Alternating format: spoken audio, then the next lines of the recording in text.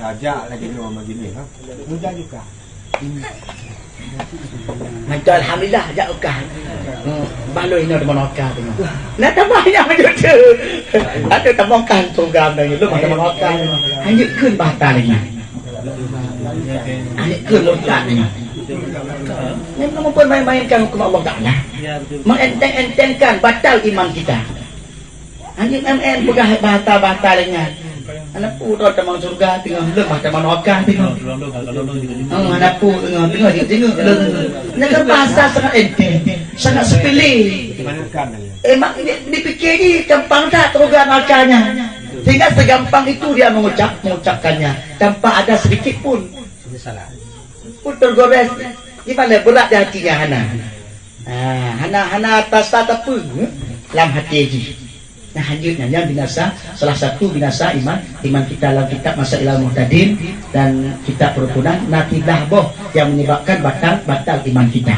Binasa iman kita. Salah satunya mengenteng-entengkan hukum Allah Ta'ala. Enteng-enteng apa jakah teman-teman berdua tengok. Bahkan mau ini orang menolak. Aku puji juga menolak Allah. Bukan nyala. Aku puji dah naik kamu tengok. Aku Allah Ta'ala menolak. Yang hanya kena. Yang mengenteng-entengkan hukum Allah Ta'ala. Surga neraka isi keduanya tak pasti. Bahkan Rasul mengatakan dalam neraka tengah 2/3 lebih ramai orang inang daripada orang agam. Tak nuik temayang tengah tanya cik ramai orang inang. Jid ramai orang inang. Itu pasti tapi dia orang tanya. Dalam nerakanya ramai orang inang. Ramai dia orang tanya. Benarnya usahakan. Kau nak bergaih kau cikal dalam neraka tengah macam ni itu. Bergaih Nabi kau 2/3 dia ramai orang inang orang. Hanya kena dengan walaupun nya. Itu mengenteng-entengkan hukum Allah Ta'ala.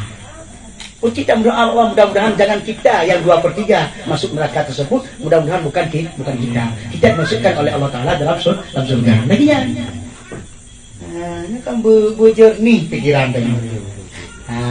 Bercerdas terhadap hukum Allah Ta'ala. Laginya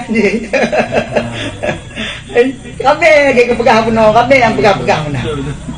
Kami cak tanya lanjutnya termasuk salah satu yang membinasakan iman kita.